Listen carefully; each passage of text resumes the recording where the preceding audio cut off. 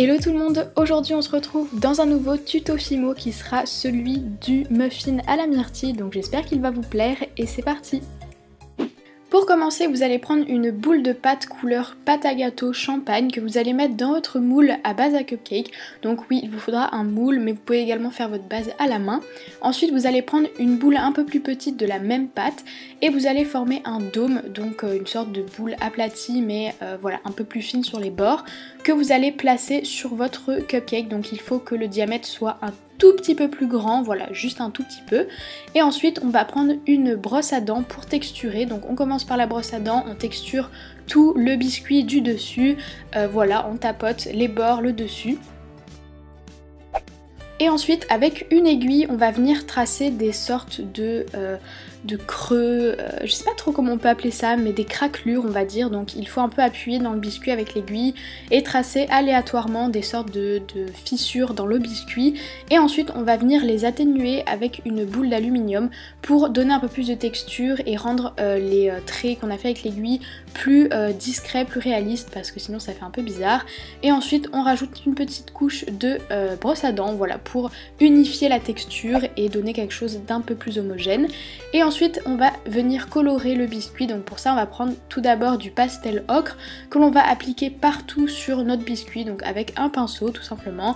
On l'applique partout et ensuite on passe à une couleur un peu plus terre de sienne brûlée, donc une sorte de orange qu'on va mettre uniquement à quelques petites touches, donc sur les bords et légèrement au-dessus. Et ensuite on va prendre une boule de pâte, mélange de bleu et de noir, donc faites attention pour ce mélange, ne mettez pas trop de noir, rajoutez-en petit à petit. Et une fois que vous avez une couleur à peu près myrtille, donc voilà, ce genre de bleu, on va venir gratter des petits morceaux sur notre plaque de pâte et on va ensuite en disposer aléatoirement sur le biscuit. Donc essayez d'être assez aléatoire parce que ce sera plus réaliste que de faire quelque chose de trop carré en fait.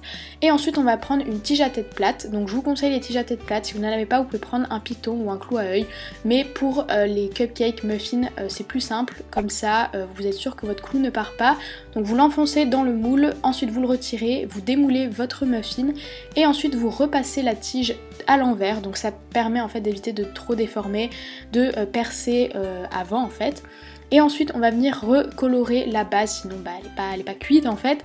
Donc du coup vous faites les mêmes étapes que pour le biscuit, donc ocre et terre de sienne brûlée sur tout le bord et également en dessous, donc voilà, pour colorer un petit peu tout ça.